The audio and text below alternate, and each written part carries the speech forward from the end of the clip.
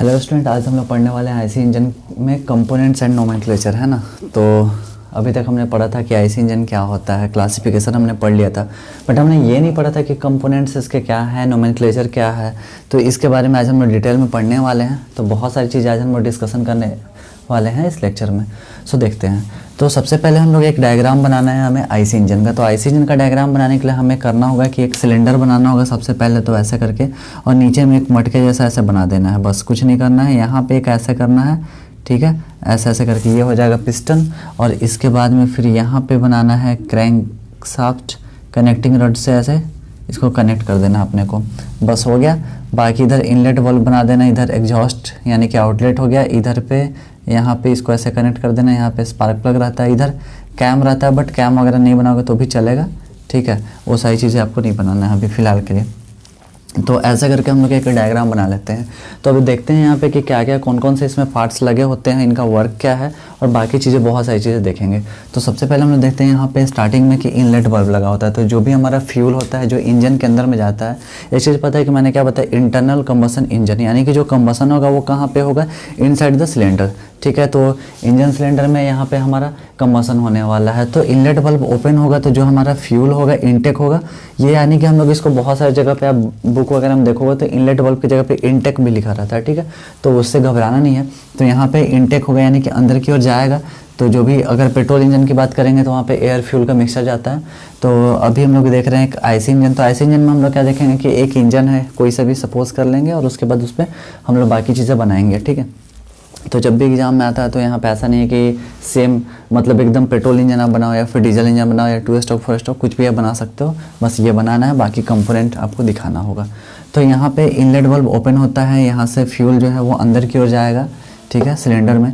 यहाँ पे पिस्टन लगा हुआ है, ठीक है, ये पिस्टन हो गया, और यहाँ पे पिस्टन रिंग रहता है, ये पिस्टन रिंग हो गया, ये पिस्टन हो गया, यहाँ पे पिस्टन पिन है, ठीक है। तो अब जैसे सपोज़ कि ये हमारे पास में एक बोर्ड है और यहाँ पे इस मार्कर को हमें यहाँ पे लगाना है, तो क्या करेंगे, यहाँ पे कील ठोक देंगे। बट कील ठोकेंगे तो क्या होगा, फिक्स हो जाएगा। बट इसको अगर हमें ऐसे घुमाना है तो उसमें पिन लगा देंगे ताकि ये लूज़ रहे ना, मूव कर सके। तो यहाँ पे क्या है कि ये पिस्टन हो जाता है और यहाँ पे एक पिस्टन कनेक्टिंग रड हो जाता है जो क्रैंक शाफ्ट से इसको कनेक्ट करता है। इसके बाद में यहाँ पे क्या होता है, ये सारी चीज़ें हो गई। ये जो दिख रहा है ऐसे करके, तो इसको हम लोग बोलते हैं क्रैंकेस बोलते हैं। यहाँ पे क्रैंक शाफ्ट हो गया, पिस्टन रिंग हो गया, ये पिस्टन में लगा हुआ रहता है, ये पिस्टन हो गया, और ये पिस्टन पिन होता है ना, ये पिस्टन पिन होता है। यहाँ पे रिंग हो गया, यहाँ पे बोर होता है, जो इनर डायामीटर होता है सिलेंडर का उसको हम लोग बोर बोलते हैं। इधर एग्जॉस्ट वाल्व होता है, उसको हम लोग आउटलेट भी बोलते हैं। यहाँ पे स्पार्क प्लग होता है वो एसआई इंजन में, और अगर डीजल इंजन की बात करेंगे यानी कि सीआई इंजन की बात करेंगे तो यहाँ पे फ्यूल इंजेक्टर लगा हुआ रहता है, ठीक है। तो अब देखते हैं कि ये कैसे वर्क करता है, और उसके बाद में हम लोग बाकी सबके बारे में बारी बारी से समझेंगे।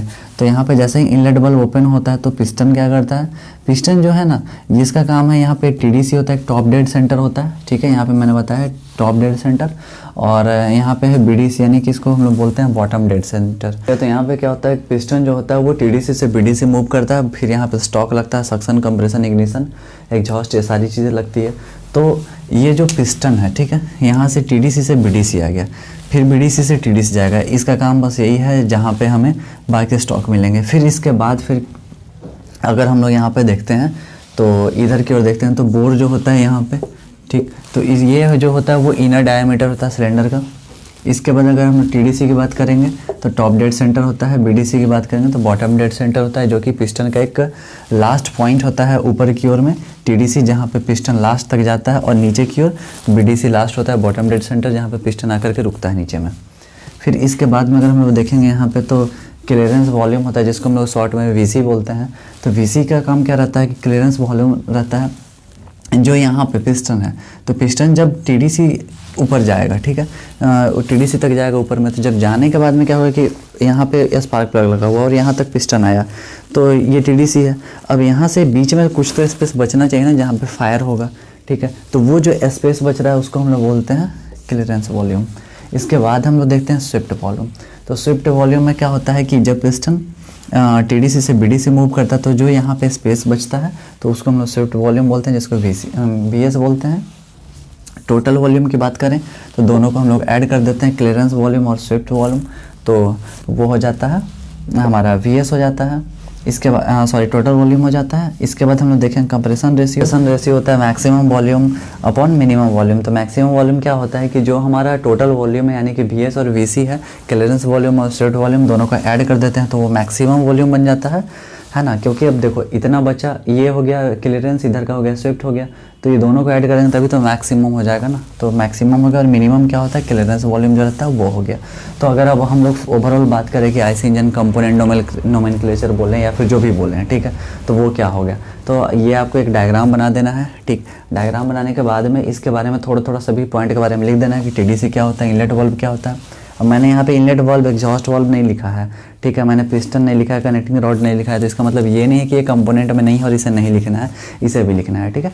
तो यहाँ पे इनलेट वाल्व लिख दोगे, पिस्टन लिख दोगे। एग्जॉस्ट में क्या होगा कि जो भी स्मोक वगैरह होते हैं वो एग्जॉस्ट जाते हैं बाहर की ओर निकल जाते हैं। यहाँ पे स्पार्क प्लग होता है, कभी भी देखना स्पार्क प्लग कहाँ पे लगा रहता है, जब इंजन देखोगे बाइक वगैरह, खास करके बाइक जब देखोगे तो आसानी से दिख जाता है।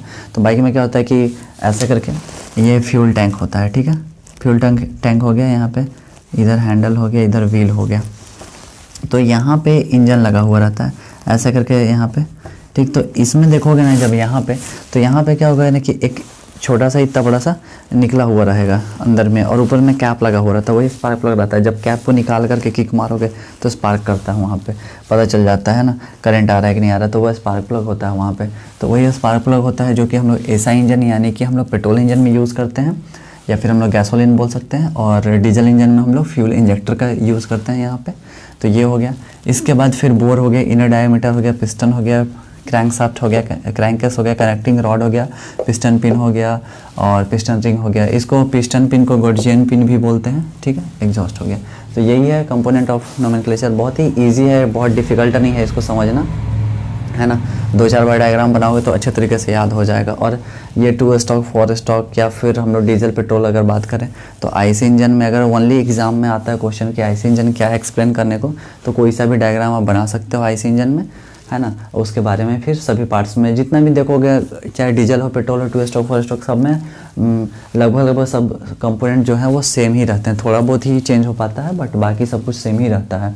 लगभग वर्किंग भी सेम रहता है, थोड़ा सा का डिफरेंस आता है। तो इसलिए अगर एक को भी अच्छे से याद करते हो तो बाकी इजी होता है बनाना, है ना। तो ठीक है, बाकी फिर हम लोग मिलते हैं अगली वीडियो में।